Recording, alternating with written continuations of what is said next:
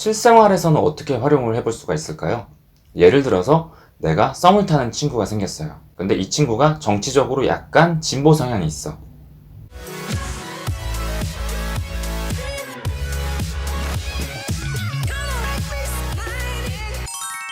안녕하세요. 매주 일요일 저녁 찾아뵙는 심리학 꿀팁 박량입니다. 자, 오늘은 내가 받는 호감을 증폭시키게 만들 수 있는 심리학 꿀팁, 그리고 이 꿀팁의 근거가 되는 실험에 대해서 이야기를 해드리려고 합니다. 저는 이 기술을 No Before Yes 기술이라고 부르는데요. 맨 처음에는 약간 부정적인 태도를 보이다가 나중에는 이제 무한 긍정으로 네가 맞아 이렇게 가는 거죠. 어떤 느낌인지 알 것 같으면서도 잘 모르겠죠. 아리송하죠. 그러니까 이제부터 이야기를 들어보세요.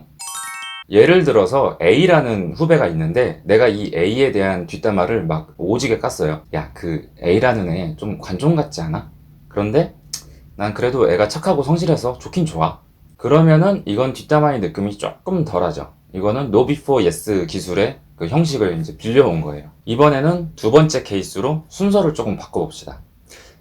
야, 그 A라는 애 착하고 성실해서 좋긴 한데 애가 너무 관종이야. 자기가 인기 많은 줄 아는 것 같아.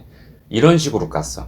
이러면은 아주 농도가 짙은 뒷담화가 됩니다. 자, 이렇게 긍정적인 말이랑 부정적인 말이랑 순서만 조금 틀어서 바꿨을 뿐인데 뉘앙스가 좀 많이 다르죠. 이제 이 기술에 대해서 조금 더 자세하게 알기 위해서 실험을 하나 이야기를 해드릴게요. 이 실험은 아메리카에서 르린다랑 아론슨이라는 사람이 한 실험인데요. 이 사람들은 실험을 하기 위해서 실험 참여자를 하나 데려온 다음에 각자 A, B, C, D라는 네 사람이랑 토론을 하게 만들었어요. 그런데 이 A, B, C, D 사람들은 토론을 자기 의견을 이야기하는 게 아니었어요. 린다랑 아론슨이 미리 이제 지령을 내린 거지. 이 실험 참여자랑 얘기할 때 너 이런 식으로 얘기해야 돼. 이렇게 지령을 미리 받은 거예요. 약간 마피아 게임 느낌도 나죠. 그래서 실제 토론을 할 때 어떻게 했냐면 A는 상대방의 의견에 처음부터 끝까지 칭찬만 했고 B는 처음에는 비방, 그리고 나중에 가서 이제 칭찬, 그리고 C는 한결같이 올곧게 약간 A처럼 한결같이 비방만 했어요. 그리고 D는 맨 처음에는 칭찬, 그러고 나중에는 비방. 토론을 다 마치고 린다랑 아론슨이 이 실험 참여자를 다시 불러가지고 이렇게 이야기를 했어요. 자, 이 A, B, C, D라는 사람들이랑 다 토론을 했잖아요. 그러면 이제는 한번 이 호감도를 측정해 주시겠어요? 이렇게 물어본 거야. 그러니까 이 A, B, C, D 중에서 누가 제일 좋고 누가 제일 싫은지 점수를 한번 매겨보세요. 이렇게 한 거예요. 처음부터 끝까지 칭찬만 한 A가 가장 인기가 좋고 처음부터 끝까지 비방만 한 C가 가장 인기가 없었을 것 같죠? No, no, no, no, no. 아니었어요. 선호도는 B, A, D, C 순이었어요. 예상을 빗나간 순이죠. 왜 순위가 이렇게 됐을까요? B는 토론을 할 때 이렇게 얘기했을 거예요.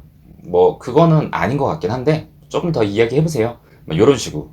이런 거에 대해서 이 실험 참여자가 고마움하고 프라이드를 느낀 거예요. 왜 고마운 감정을 느꼈을까요? 이 사람이 맨 처음에는 나랑 생각이 달랐는데 나를 보고 내 이야기를 듣고 생각이 바뀌었어. 그러면 고맙죠. 그렇다면 프라이드는 왜 느꼈을까요? 맨 처음에 이 B는 나랑 다른 생각을 했죠. 그렇기 때문에 실험 참여자 입장에서 이 B는 어느 정도 객관적인 시각, 객관적인 생각을 할 수 있는 사람이구나 라는 판단이 들어요. 이렇게 객관적인 판단을 할 수 있는 사람임에도 불구하고 나를 보고 내 이야기를 듣고 생각을 바꿨어.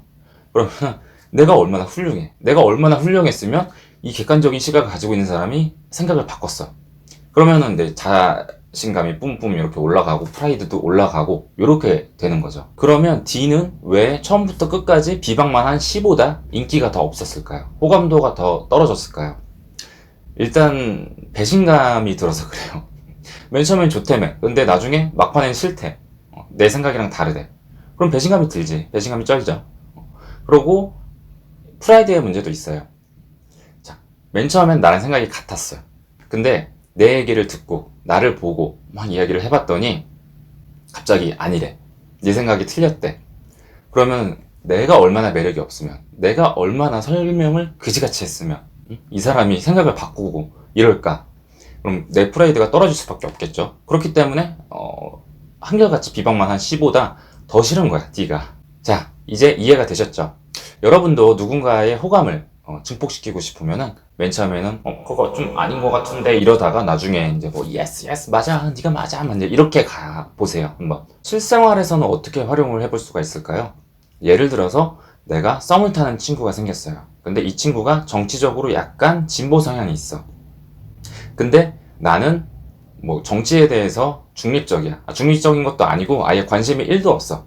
그래서 뭐든 상관없어 사실. 그런데 맨 처음에는 약간 내가 정치적으로 보수적인 성향을 가지고 있는 척을 하는 거죠.